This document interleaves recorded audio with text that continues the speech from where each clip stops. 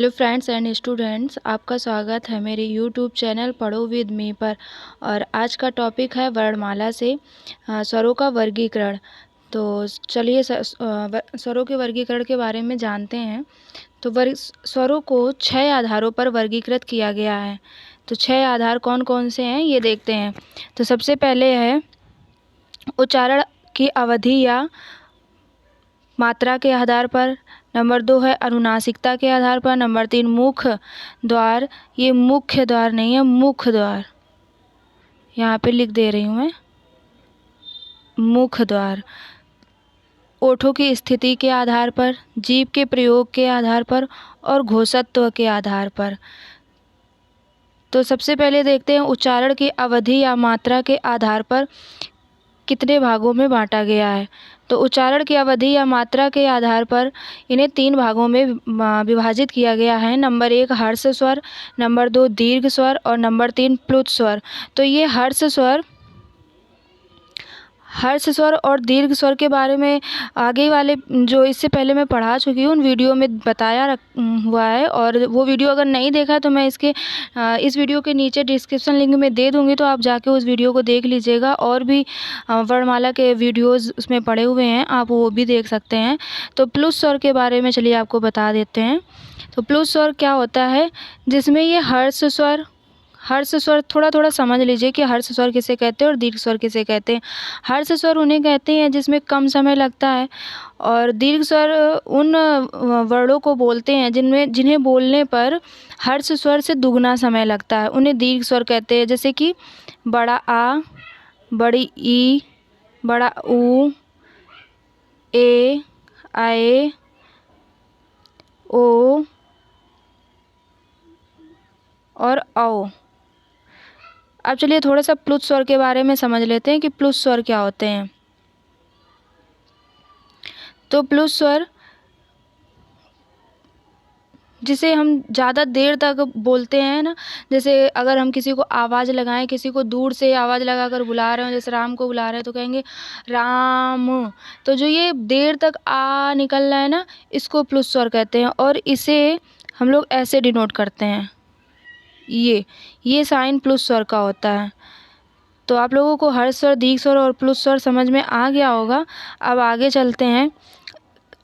अनुनासिकता के आधार पर स्वरों को कितने भागों में बांटा गया है। तो अनुनासिकता के आधार पर स्वर 2 प्रकार के होते हैं, अनुनासिक और निरनुनासिक। तो चलिए सबसे पहले देखते हैं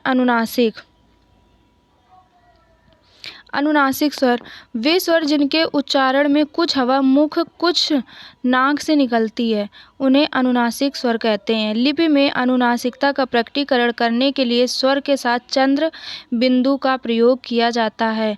जैसे जब हम लोग लिपि में यानी कि कोई चीज़ लिखते हैं तो उसमें अनुनासिक चंद्र बिंदु का प्रयोग है। जो जैसे कि ये लिखा हुआ है आँख, तो ये जो चंद्र बिंदु है यही हमारा अनुनासिक है। चंद्र बिंदु और ये अंकी बिंदु, ये अनुनासिक होते हैं। जैसे अगर हम लोग चांद लिखें, चांद, तो ये जो चंद्र बिंदु है ना, आ निकल रहा है, चांद नाक से बोलना है ना, जो वो ही अनुनासिक है। इसमें और भी है आगे, जब वर्गीय शिरोरेखा के ऊपर कोई मात्रा होती है तब चंद्र बिंदु का प्रयोग न करके उसके स्थान पर अनुस्वार का प्रयोग किया जाता है। जब वर्गीय नहीं होगा, यहाँ पे वर्ण होगा। जब वर्ण किसी वर्ण की शिरोरेखा पर, जैसे कि ये लिखा हुआ है, जैसे हमने यहाँ पे उदाहरण भी दिया हुआ है, माँ है, माँ में मात्रा लगी है, तो यहाँ पे चंद्र बिंदु ना लगा के यहाँ पे अंगी बिंदी लगाएंगे, तो ये हमारा ये भी अनुस्वार ही है। तो अनुनासिक स्वर समझ में आ गए होंगे। अब चलते हैं निरनुनासिक स्वर के बारे में जानते हैं। निरनुनासिक स्वर किसे कहते हैं।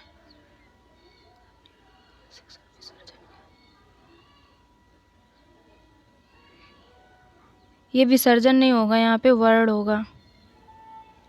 वर्ण के उच्चारण में हवा केवल मुंह से निकलती है निरनुनासिक स्वर कहलाते हैं।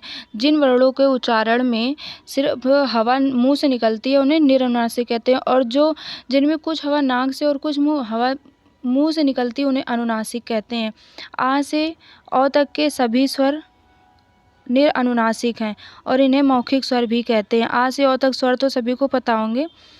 तो चलिए आगे चलते हैं। अब ये देखिए 3rd नंबर है कि मुख द्वार के खुलने के आधार पर स्वर 4 प्रकार के होते हैं। कौन कौन से? विवृत स्वर, अर्धविवृत स्वर, अर्धसमृत स्वर और समृत स्वर। तो विवृत स्वर का मतलब होता है कि पूरा मुंह खुला हो, पूरा मुंह खुला हो तो वो विवृत स्वर हो गए। आ, जब हम आ को बोलेंगे तो पूरा मुंह खुलेगा। अर्धविवृत कम खुला हो, अ, ऐ, औ। अर्धसमृत थोड़ा खुला हो, ए, ओ। और समृत स्वर छोटी ई, बड़ी ई, री, छोटी ई, बड़ी ई, री और ऊ, ये नहीं होगा, बड़ा ऊ। अब आगे चलते हैं। जीभ के प्रयोग के आधार पर स्वर 3 प्रकार के होते हैं। अग्र स्वर, मध्य स्वर और पश्च स्वर। मतलब जो हमारी जीभ होती है इस तरह की जीभ होती है ना, तो अग्र स्वर यानी कि ये जीभ के इस वाले हिस्से से बोलते हैं, ई, बड़ी ई, ए, ऐ। और ऐसे मध्य स्वर ये वाला हिस्सा होता है यहाँ से बोलते हैं, आ। और पश्च स्वर यहाँ गले से इसके यहाँ पे जहाँ से जीभ हमारी जुड़ी होती है वहाँ से पश्च स्वर निकलते हैं, आ, ऊ, री, ओ, औ। इसका जोर हमारे कंठ पे पड़ता है, ये पश्च स्वर होगा। अब देखते हैं ओठों की स्थिति के आधार पर। तो ओठों की स्थिति के आधार पर स्वर 2 प्रकार के होते हैं। एक तो वृत्तमुखी स्वर और दूसरा अवृत्तमुखी स्वर। तो वृत्तमुखी स्वर ऊ, ओ, औ। और अवृत्तमुखी स्वर आ, ई, री, ए, ऐ। तो ये ओठों की स्थिति के आधार पर हैं। तो अब आगे देखते हैं घोषत्व के आधार पर स्वरों के प्रकार। तो सभी स्वर सघोष होते हैं। आ से लेकर औ तक सभी स्वर सघोष होते हैं। सघोष और अघोष का वीडियो मैंने पहले बना रखा है, इसका लिंक मैं आपको इस वीडियो के नीचे डिस्क्रिप्शन बॉक्स में दे दिया है, आप इसे देख लीजिएगा। तो आप लोगों को स्वरों का वर्गीकरण समझ में आ गया होगा। तो चलिए फिर, धन्यवाद, मिलते हैं दूसरे वीडियो में।